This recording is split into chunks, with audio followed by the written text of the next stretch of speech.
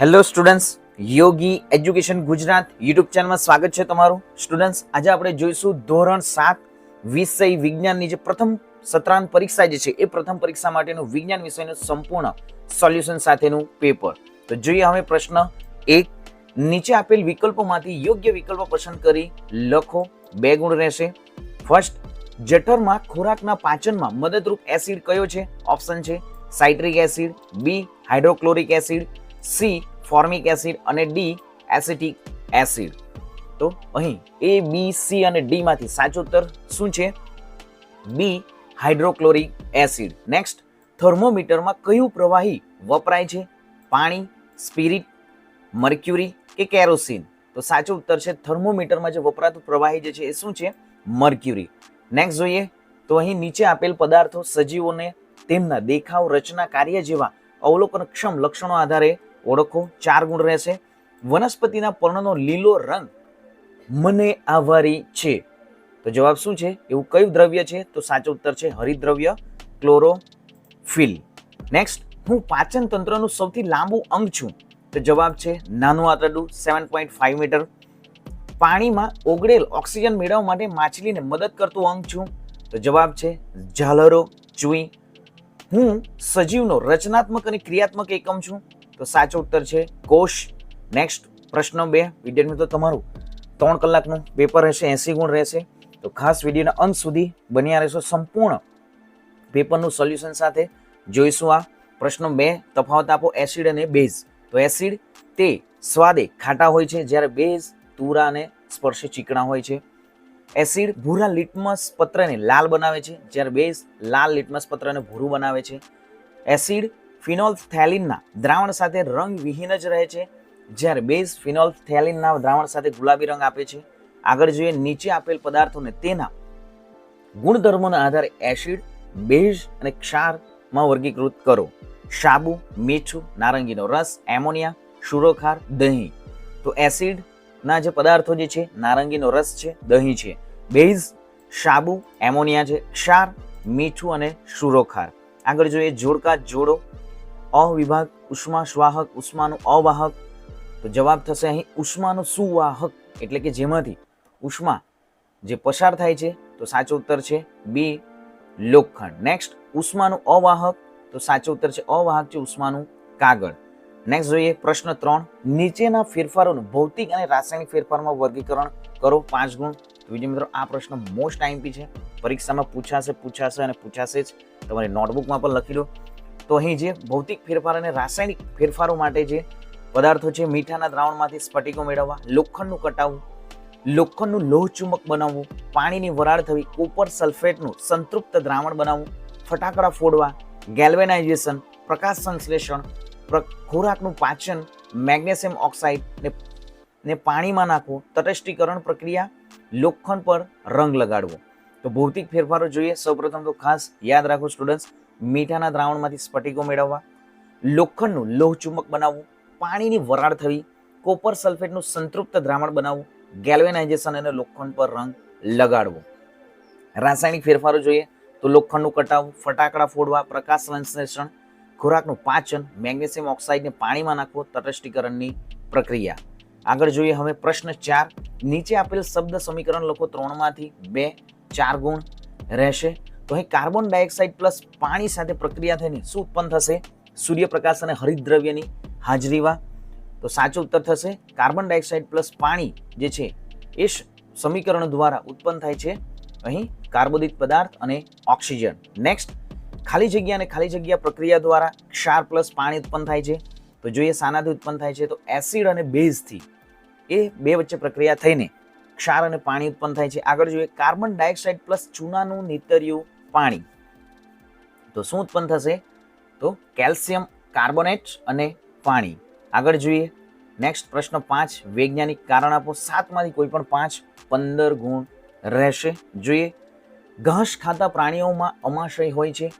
તો જોઈએ જવાબ કે ગાય, ભેંસ કે બીજા ઘાસ ખાનાર પ્રાણીઓ જ્યારે ઘાસ ચરે છે ત્યારે ઘાસ ખાઈ ખૂબ જ ઝડપથી ગળી જાય છે. આ ખોરાક જઠરના એક ભાગ જેને અમાશય કહે છે તેમાં જાય છે.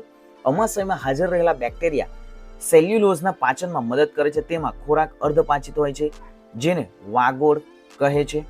જ્યારે પ્રાણી આરામથી બેઠું હોય ત્યારે તે વાગોળ નાના ગોળકોના સ્વરૂપમાં મોંમાં પાછો લાવે છે. પ્રાણી તેને બરાબર ચાવે છે. આ પ્રક્રિયાને વાગોળવું કહે છે અને આવા પ્રાણીઓને વાગોળનાર પ્રાણીઓ કહે છે. તો ઘણા બધા વિદ્યાર્થીઓના ઘરે ગાય ભેંસ હશે તો તમે ગાય કે ભેંસને જોયું હશે વિદ્યાર્થી મિત્રો, એ વાગોળતો હોય છે.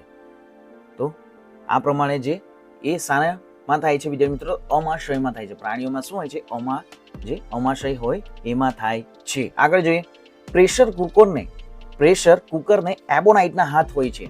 તો પ્રેશર કુકર ખોરાક રાંધવા માટે વપરાતું હોવાથી તે ઉષ્માનું સુવાહક ધાતુનું બનેલું છે. પ્રેશર કુકરની ધાતુ ખૂબ ગરમ થવાથી તેને હાથથી પકડી શકાતી નથી. પ્રેશર કુકરના એબોનાઇટના હાથ અવાહક હોવાથી તે ગરમ થતા નથી. આથી એબોનાઇટના હાથ વડે પ્રેશર કુકરને પકડી શકાય છે. તેથી પ્રેશર કુકરને એબોનાઇટ હાથા હોય છે. આગળ જોઈએ, ત્રીજું વૈજ્ઞાનિક કારણમાં કે વ્હેલ અને ડોલ્ફિન વારંવાર પાણીની બહાર આવે છે. તો જોઈએ જવાબ, વ્હેલ અને ડોલ્ફિન સસ્તન વર્ગના પ્રાણી છે. તેમના શ્વસન અંગ ફેફસા છે. તેઓ હવામાનો ઓક્સિજન શ્વાસ લે છે. તેઓ પાણીમાં રહેતા હોવા છતાં શ્વાસ લેવા માટે મોંને પાણીની સપાટી બહાર લાવવું પડે છે. તેથી વ્હેલ અને ડોલ્ફિન વારંવાર પાણીની સપાટી પર આવે છે. આગળ જોઈએ, લોખંડના દરવાજાને રંગવાથી તેને કેવી રીતે કાટ લાગવાથી બચાવી શકાય છે? તો જોઈએ જવાબ, કે લોખંડના દરવાજાને રંગવાથી લોખંડ પર રંગનું પાતળું પડ લાગે છે અથવા લોખંડ હવાના તથા ભેજના સીધા સંપર્કમાં આવતું નથી. તેથી લોખંડના દરવાજાને કાટ લાગતો અટકે છે. આમ લોખંડના દરવાજાને રંગવાથી તેને કાટ લાગવામાંથી બચાવી શકાય છે. આગળ જોઈએ, લીલ સ્વયંપોષી વનસ્પતિ છે. તો લીલમાં જે શું હોય છે, લીલમાં હરિતદ્રવ્ય હોય છે. આથી લીલ જે છે સૂર્ય શક્તિનું શોષણ કરી કાર્બન ડાયોક્સાઇડ અને પાણીનો ઉપયોગ કરી પોતાનો ખોરાક જાતે બનાવી શકે છે. આમ તે પ્રકાશ સંશ્લેષણની ક્રિયા કરતી હોવાથી લીલ સ્વયંપોષી વનસ્પતિ છે. આગળ જોઈએ 6, જ્યારે આપણને એસિડિટી થાય છે ત્યારે એન્ટાસિડની ગોળીઓ ખાઈએ છીએ. તો એસિડિટી એ જઠરમાં વધુ પડતો હાઇડ્રોક્લોરિક એસિડ બનાવવાને કારણે થાય છે. એન્ટાસિડની ગોળી લેવાથી તેમાં રહેલા જે મેગ્નેશિયમ હાઇડ્રોક્સાઇડ બેઝિક પદાર્થ હોવાથી જઠરમાંના વધારાને એસિડને તટસ્થ કરે છે. આથી એસિડિટીમાં રાહત થાય છે. તો આ પ્રમાણે જે એસિડિટી જે છે ત્યારે એન્ટાસિડની ગોળી ખાઈએ છીએ. જોઈએ આગળ, દોડની સ્પર્ધાને અંતે રમતવીર સામાન્ય પરિસ્થિતિની સરખામણીએ ઝડપી ઊંડા શ્વાસ લે છે. તો રમતવીરને દોડની સ્પર્ધા દરમિયાન ઝડપથી દોડવાનું હોય છે. ઝડપથી દોડવા માટે શરીરને વધારે શક્તિની જરૂર પડે છે.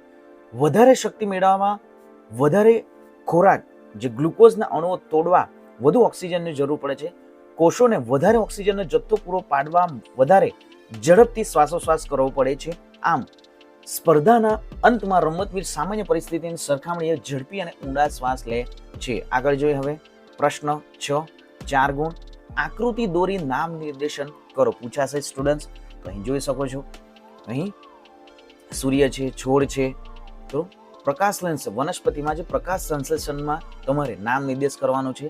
તો અહીં જવાબ જોઈએ હવે, પ્રકાશ સંશ્લેષણ દર્શાવતી જે આકૃતિ જે છે. તો સૌપ્રથમ તો અહીં પ્રકાશ ઉર્જા જે સૂર્ય આપે છે, કાર્બન ડાયોક્સાઇડ સાથે પર્ણ સાથે જે પ્રક્રિયા કરી ઓક્સિજન વાયુ બહાર કાઢે છે અને કાર્બન ડાયોક્સાઇડ વાયુ લે છે.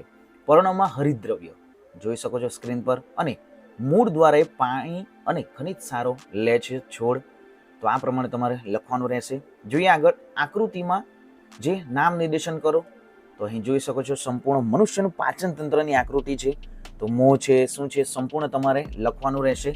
4 ગુણ રહેશે સાચા ઉત્તરના. તમે કોઈ પણ એક આકૃતિમાં દર્શાવી શકો. તો જોઈએ જવાબ હવે આપણે. તો સૌપ્રથમ તો અહીં મુખગૃહા છે, લાળ ગ્રંથિ છે, અન્નળી, યકૃત છે, પિત્તાશય છે, જઠર છે, સ્વાદુપિંડ છે, નાનું આંતરડું છે, મોટું આંતરડું છે, મળાશય અને મળદ્વાર. તો આ પ્રમાણે તમારે સંપૂર્ણ અવયવો લખવાના રહેશે. અહીં મનુષ્યનું જે પાચન તંત્ર જે છે પૂછાશે જ સ્ટુડન્ટ્સ તમને કોઈ પણ આકૃતિઓ અહીંથી. પ્રશ્ન 7 જોઈએ. નીચેના પ્રશ્નના વિસ્તૃત જવાબ લખો. ઉષ્મા વહન સમજાવો 2 માંથી 1. તો વિદ્યાર્થી મિત્રો તમને પ્રયોગ પૂછાશે, કોઈ પણ 2 પૂછાશે, 1 લખવાનું રહેશે. ઉષ્મા વહન સમજાવો. તો સાધન સામગ્રીમાં બીકર, પાણી, ગેસ સ્ટવ, જુદા જુદા પદાર્થો જેવા કે સ્ટીલની ચમચી, પ્લાસ્ટિકની ફૂટપટ્ટી, પેન્સિલ અને કંપાસ બોક્સના દ્વિભાજક ડિવાઈડર પદ્ધતિ. બીકરમાં અડધું પાણી ભરીને તેને ગરમ કરો.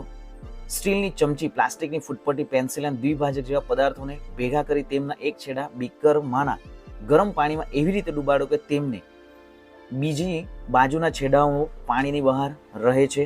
જુઓ અહીં જે તમને આકૃતિ છે વિદ્યાર્થી મિત્રો જોઈ શકો છો. આકૃતિમાં આગળ જોઈએ, થોડા સમય પછી ગરમ પાણીમાં ડુબાડેલા પદાર્થોના પાણીની બહાર રહેલા જે છેડાઓને અડકો. તમારા અવલોકનોની નીચેના કોષ્ટકમાં નોંધો. અહીં વસ્તુ શું છે આપણે આકૃતિમાં જોઈ છે તેમ સ્ટીલની ચમચી, પ્લાસ્ટિકની ફૂટપટ્ટી, પેન્સિલ, ડિવાઈડર. વપરાયેલું વસ્તુ જે છે સ્ટીલની ચમચી ધાતુ છે, પ્લાસ્ટિક છે, પ્લાસ્ટિકની ફૂટપટ્ટી, પેન્સિલ લાકડું છે અને ડિવાઈડર દ્વિભાજક જે છે એ શું છે ધાતુ છે. હવે બીજો છેડો ગરમ જણાય છે તો ધાતુમાં જણાશે ગરમ, પ્લાસ્ટિકમાં ના, લાકડુમાં પણ ના અને અહીં ધાતુ છે તો જે ગરમ છેડો જણાશે. જોઈએ અવલોકનોમાં તો સ્ટીલની ચમચી અને ડિવાઈડરનો બીજો છેડો ગરમ થાય છે. પ્લાસ્ટિકની ફૂટપટ્ટી અને પેન્સિલનો બીજો છેડો ગરમ થતો નથી. આમ ધાતુઓ ઉષ્માની સુવાહક છે જ્યારે પ્લાસ્ટિક અને લાકડું ઉષ્માના મંદવાહક છે. જોઈએ આગળ, જારક અને અજારક શ્વસન તફાવત લખો. મોસ્ટ આઈએમપી સ્ટુડન્ટ્સ, ખાસ વિદ્યાર્થી મિત્રો મોસ્ટ આઈએમપી ક્વેશ્ચન છે આ, પૂછાશે જ. તમને ઘણા બધા વિદ્યાર્થી મિત્રો 100% પૂછાશે એમ પણ જણાવવામાં આવશે. તો વિડીયોના અંત સુધી બન્યા રહેશો. ચેનલને સબસ્ક્રાઇબ કરવાનું ભૂલતા નહીં. જોઈએ જારક શ્વસન, તે ઓક્સિજનની હાજરીમાં થતું શ્વસન છે જ્યારે અજારક તે ઓક્સિજનની ગેરહાજરીમાં થતું શ્વસન છે. જારક શ્વસનમાં ગ્લુકોઝનું સંપૂર્ણ દહન થાય છે જ્યારે અજારક શ્વસનમાં ગ્લુકોઝનું અપૂર્ણ દહન થાય છે. જારક શ્વસનમાં શ્વસનને અંતે વધુ પ્રમાણમાં શક્તિ મુક્ત થાય છે જ્યારે અજારક શ્વસનમાં શ્વસનને અંતે પ્રમાણમાં ઘણી ઓછી શક્તિ મુક્ત થાય છે. જારક શ્વસન ક્રિયાને અંતે કાર્બન ડાયોક્સાઇડ અને પાણી ઉત્પન્ન થાય છે જ્યારે અજારક શ્વસનના અંતે પાણી માધ્યમ લેક્ટિક એસિડ અને વનસ્પતિ માધ્યમમાં આલ્કોહોલ અને કાર્બન ડાયોક્સાઇડ ઉત્પન્ન થાય છે. આગળ જોઈએ, સંકલ્પના સ્પષ્ટ કરો. 2 માંથી 1, 3 ગુણ રહેશે સ્ટુડન્ટ્સ, ઉદાહરણો સાથે આપવાનું રહેશે. તો જોઈએ ઉષ્માના સુવાહક પદાર્થો. મોસ્ટ આઈએમપી વ્યાખ્યા છે કે જે પદાર્થો પોતાનામાંથી ઉષ્માનું વહન સરળતાથી થવા દે છે તેમને ઉષ્માનું સુવાહક પદાર્થો કહે છે. ઉદાહરણ તરીકે એલ્યુમિનિયમ, લોખંડ અને તાંબુ. આગળ જોઈએ તટસ્થીકરણની પ્રક્રિયા. તો એસિડ અને બેઝ વચ્ચે રાસાયણિક પ્રક્રિયા થવાથી ક્ષાર અને પાણી બને છે. આ રાસાયણિક પ્રક્રિયાને તટસ્થીકરણ કહે છે. તો અહીં જે સોડિયમ હાઇડ્રોક્સાઇડ અને હાઇડ્રોક્લોરિક એસિડ વડે પ્રક્રિયા થઈને સોડિયમ ક્લોરાઇડ અને પાણી ઉત્પન્ન થાય છે. આગળ જોઈએ, નીચેના વિધાનો ખરા છે કે ખોટા તે જણાવો. 3 ગુણ છે. મૂળને વનસ્પતિનું રસોડું કહે છે તો આ વિધાન ખોટું છે. જઠરમાં પ્રોટીનનું અંશતઃ પાચન થાય છે તો સાચું વિધાન છે આ. નેક્સ્ટ જોઈએ, ક્લિનિકલ થર્મોમીટરને ગરમ પાણી વડે સાફ કરવું જોઈએ નહીં તો આ વિધાન પણ સાચું છે. થર્મોમીટરને ગરમ પાણી વડે સાફ કરવું જોઈએ નહીં. હવે જોઈશું પ્રશ્ન 8, માંગ્યા મુજબ જવાબ લખો. કોઈ પણ 4, 12 ગુણ રહેશે. થર્મોમીટરમાં તાપમાન નોંધતી વખતે તમે કઈ સાવચેતી રાખશો? તો જોઈએ જવાબ આપણે કે થર્મોમીટરનો મર્ક્યુરી વાળો ભાગ જે પદાર્થનું તાપમાન માપવાનું છે તેની સાથે સંસર્ગમાં રહેવો જોઈએ. સૌપ્રથમ આગળ જોઈએ તો થર્મોમીટરમાં પદાર્થના સંસર્ગમાં હોય ત્યારે જ પદાર્થના તાપમાનનું વાંચન કરવું જોઈએ. થર્મોમીટરમાં તાપમાન દર્શાવતો અંક જોનારની આંખો સામે સીધી રેખામાં રહે તેમ વાંચન કરવું જોઈએ. આગળ જોઈએ, ભારે કસરત દરમિયાન સ્નાયુઓ ખેંચાઈ જાય છે તો તેમાંથી રાહત મેળવવા તમે શું કરશો?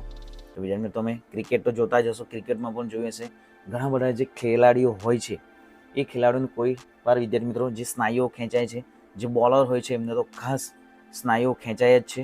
તો એ શા માટે થાય છે? એ રાહત મેળવવા માટે શું કરવાનું છે જોઈએ તો ભારે કસરત દરમિયાન સ્નાયુમાં અજારક શ્વસન થાય છે ત્યારે ગ્લુકોઝનું વિઘટન થવાથી લેક્ટિક એસિડ ઉત્પન્ન થાય છે અને લેક્ટિક એસિડ સ્નાયુમાં એકઠો થવાથી સ્નાયુઓ ખેંચાઈ જાય છે. જ્યારે સ્નાયુઓ ખેંચાઈ જાય છે ત્યારે તેમાંથી રાહત મેળવવા માટે ગરમ પાણી સ્નાન કરીએ અથવા માલિશ કરીએ ત્યારે આ સ્નાયુ ખેંચાણથી રાહત મળે છે. તો વિદ્યાર્થી મિત્રો તમે પણ ક્યારેક ઇન્જર્ડ થયા હશો તો ત્યારે વિદ્યાર્થી મિત્રો તમે જ્યારે ડૉક્ટર પાસે જશો તો ત્યારે તમને પણ વિદ્યાર્થી મિત્રો આ પ્રમાણે ગરમ પાણીનો જ્યાં લાગ્યું હશે ત્યાં ગરમ પાણી સૌપ્રથમ સ્નાન કરવા કહેશે અને જે ગરમ પાણી અથવા તો ગરમ મીઠું કરીને વિદ્યાર્થી મિત્રો તમને માલિશ કરવા માટે કહેશે. આમ આ સ્નાયુ ખેંચાણથી રાહત મળે છે. ગરમ પાણીનું સ્નાન અને માલિશ રુધિરના વહનને ઝડપી બનાવે છે. પરિણામે સ્નાયુઓને મળતા ઓક્સિજનનું પ્રમાણ વધે છે. વધતો ઓક્સિજનનો જથ્થો લેક્ટિક એસિડનું સંપૂર્ણપણે કાર્બન ડાયોક્સાઇડ અને પાણીમાં રૂપાંતર કરે છે. આમ સ્નાયુમાં લેક્ટિક એસિડ દૂર થતાં સ્નાયુ ખેંચાણથી રાહત મળે છે. આગળ જોઈએ, લાળ રસ સ્ટાર્ચવાળા પદાર્થનું શર્કરામાં રૂપાંતર કરે છે તે દર્શાવ કઈ પ્રવૃત્તિ કરશો? તો અહીં સંપૂર્ણ વિદ્યાર્થી મિત્રો પ્રયોગ છે. જોઈએ આપણે કે સૌપ્રથમ સાધન સામગ્રી: 2 કસનળી, રાંધેલા ચોખા, ચમચી, પાણી, આયોડિનનું દ્રાવણ, રબરની ટોટી એટલે કે ડ્રોપર. તો અહીં સંપૂર્ણ તમે જોઈ શકો છો આકૃતિમાં કે સ્ટાર્ચ ઉપર જે લાળની અસર, આયોડિનનું દ્રાવણ છે, અહીં પાણી છે, રાંધેલા ચોખા જે અહીં છે, રાંધેલા અને ચાવેલા ચોખા. અહીં રાંધેલા ચોખા છે એક સાઈડ ને એક સાઈડ છે રાંધેલા અને ચાવેલા ચોખા. જોઈએ આપણે તો 2 કસનળી સૌપ્રથમ તો લો, એ અને બી લેબલ લગાડો. કસનળી એ માં 1 ચમચી રાંધેલા ચોખા ભાત લો, કસનળી બી માં 1 ચમચી બરાબર ચાવેલો ભાત લો. બંને કસનળીમાં 3-4 મિલીલીટર પાણી ઉમેરો. હવે બંને કસનળીમાં 2-3 ટીપા આયોડિનનું દ્રાવણ નાખી બરાબર હલાવો. બંને કસનળીમાં રંગ પરિવર્તનનું અવલોકન કરો. તો શું જોવા મળશે અવલોકનમાં કે કસનળી એ માં દ્રાવણ ભૂરા રંગનું દેખાય છે જે સ્ટાર્ચની હાજરી દર્શાવે છે. કસનળી બી દ્રાવણના રંગમાં કોઈ ફેરફાર થયો નથી જે સ્ટાર્ચની ગેરહાજરી દર્શાવે છે, એટલે કે તેમાંનો સ્ટાર્ચ ચાવવાથી શર્કરામાં રૂપાંતર થયેલ છે. આમ લાળ રસ સ્ટાર્ચવાળા પદાર્થનું શર્કરામાં રૂપાંતર થાય છે. તમારે વિદ્યાર્થી મિત્રો જો પરીક્ષામાં પૂછાશે તો તમારે આકૃતિ પણ આ પ્રમાણે દોરવાની રહેશે અને નામ નિર્દેશિત પણ કરવાનું રહેશે. આગળ જોઈએ નેક્સ્ટ. કોઈ પણ વિદ્યાર્થી મિત્રો તમને ક્વેશ્ચન હોય કોમેન્ટ પણ કરી શકો. ખાસ વિદ્યાર્થી મિત્રો કોમેન્ટ કરવાનું ભૂલતા નહીં, વિડીયોને લાઇક કરવાનું પણ ભૂલતા નહીં. જોઈએ પર્ણમાં સ્ટાર્ચની હાજરી ચકાસવા તમે કઈ પ્રવૃત્તિ કરશો? તો સૂર્યપ્રકાશમાં રહેલી વનસ્પતિનું એક લીલું પર્ણ તોડો. પર્ણને પાણી ભરેલા બીકરમાં લઈ 5-6 મિનિટ માટે ઉકાળો. પછી પર્ણને આલ્કોહોલ વડે બરાબર ધોવો અને તેને લીલો રંગ દૂર કરો. આ પર્ણ પર 2 ટીપા આયોડિન દ્રાવણ નાખી તેને રંગ તપાસો તો પર્ણનો રંગ ભૂરો કાળો થશે, જે પર્ણમાં સ્ટાર્ચની હાજરી સૂચવે છે. આગળ જોઈએ ક્લિનિકલ થર્મોમીટરનો ઉપયોગ કરતી વખતે તમે કઈ સાવચેતી રાખશો? તો અહીં જોઈએ આપણે કે થર્મોમીટરને જંતુનાશક પ્રવાહી વડે બરાબર સાફ કરવું જોઈએ.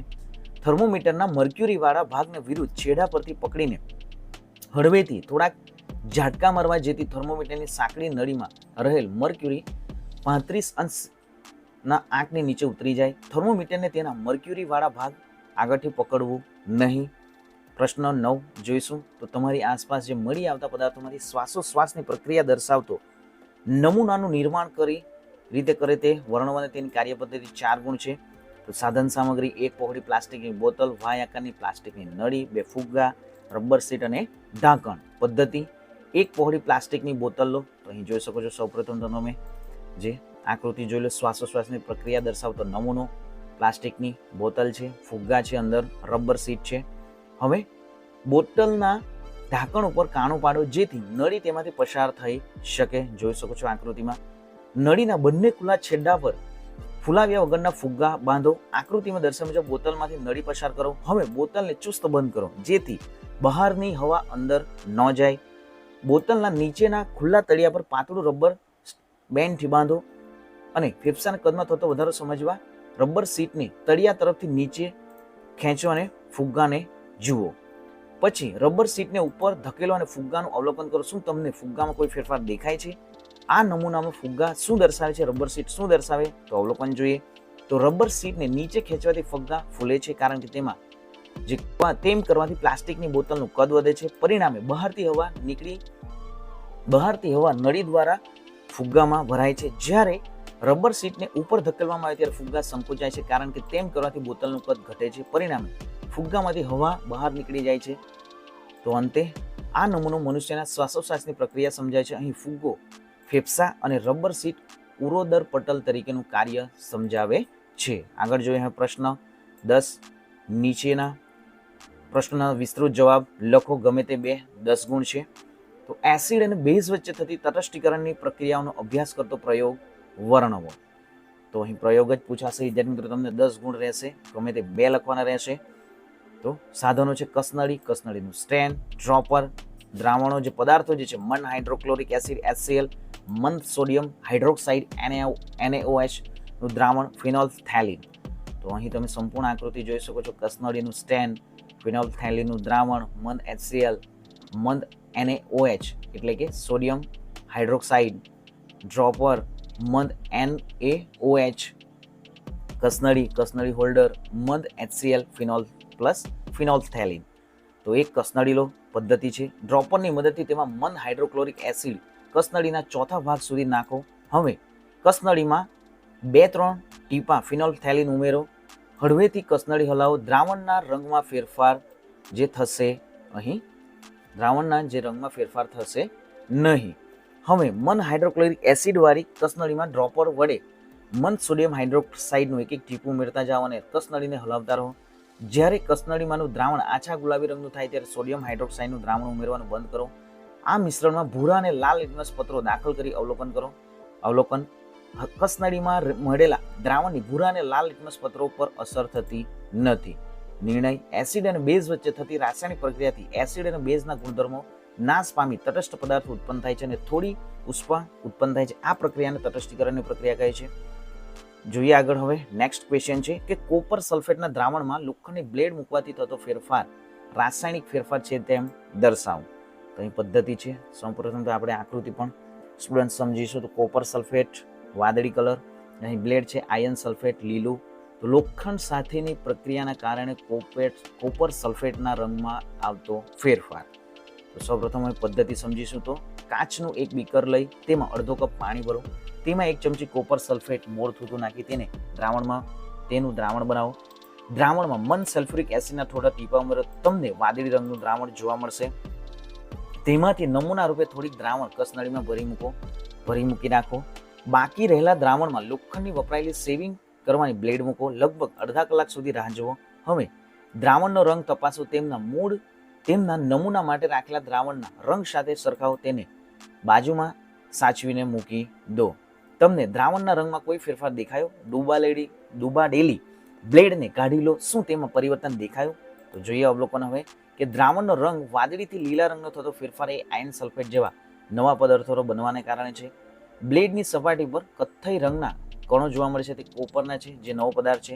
રાસાયણિક પ્રક્રિયા જે છે અહીં જોઈએ તો જે સમીકરણ કોપર સલ્ફેટ વાદળી રંગ, આયર્ન વચ્ચે જે આયર્ન સલ્ફેટ શું ઉત્પન્ન થશે? કોપર સલ્ફેટ પ્લસ આયર્ન વચ્ચે પ્રક્રિયા થઈને આપણને આયર્ન સલ્ફેટ એટલે કે લીલો રંગ પ્લસ કોપર કથ્થઈ રંગનું ધાતુ. નિર્ણય: કોપર સલ્ફેટના દ્રાવણમાં લોખંડની બ્લેડ મૂકવાથી થતો ફેરફાર રાસાયણિક ફેરફાર છે. આગળ જોઈએ ધાતુમાં ઉષ્મા વહન દર્શાવતો પ્રયોગ વર્ણવો. તો એલ્યુમિનિયમ કે લોખંડનો નાનો સળિયો, મીણબત્તી, 2 ઈંટો. અહીં ધાતુની પટ્ટીમાં ઉષ્માનું વહન જોઈ શકો છો. સંપૂર્ણ પ્રયોગમાં આકૃતિ પણ તમારે દર્શાવવાની રહેશે સ્ટુડન્ટ્સ. પદ્ધતિ છે એલ્યુમિનિયમ કે લોખંડ જેવી ધાતુનો નાનો સળિયો લો. તેની ઉપર લંબાઈની દિશામાં થોડા અંતરે મીણના નાના ટુકડાઓને સહેજ ગરમ કરીને ચોંટાડો. બધા જ ટુકડા સમાન અંતરે રાખો. સળિયાના એક છેડાને 2 ઈંટો વચ્ચે ભરાવી સળિયો સમક્ષિતિજ રહે અને મીણના ટુકડા નીચે તરફ રહે તેમ ગોઠવો. હવે સળિયાના બીજા છેડાની તદ્દન નજીક સળગાવી મીણબત્તી મૂકી ગરમ કરો. સળિયા પર ચોંટાડેલા મીણના ટુકડાઓને શું થાય તે જુઓ. અવલોકન: ધાતુના સળિયાના મીણબત્તી તરફના છેડાથી નજીકના મીણના ટુકડા પીગળી ક્રમશઃ નીચે પડવા શરૂ થાય છે. નિર્ણય જોઈએ તો ધાતુના સળિયામાં ઉષ્માનું વહન. નિર્ણય છે કે ધાતુના સળિયામાં ઉષ્માનું વહન ગરમ છેડાથી શરૂ થાય બીજા છેડા સુધી તરફ થાય છે. આમ ધાતુમાં ઉષ્મા વહનની રીતે ઉષ્માનું પ્રસરણ થાય છે. તો વિદ્યાર્થી મિત્રો ખાસ આ પ્રમાણે સંપૂર્ણ અહીં 80 ગણનું તમારું પેપરનું સોલ્યુશન છે. વિડીયોને 2 થી 3 વખત જોઈ લો. વિદ્યાર્થી આ પ્રમાણે પૂછાશે. તો ખાસ વિદ્યાર્થી મિત્રો ચેનલને સબસ્ક્રાઇબ પણ કરી દેજો. વિડીયોને લાઇક કરવાનું પણ ભૂલતા નહીં. અને કોઈ પણ તમને ક્વેશ્ચન હોય તમે કોમેન્ટ પણ કરી શકો. તો મળીશું હવે નેક્સ્ટ વિડીયોમાં નવી જ્ઞાન નવી માહિતી સાથે. જય હિન્દ બાળકો. વંદે માતરમ. જય જય ગરવી ગુજરાત.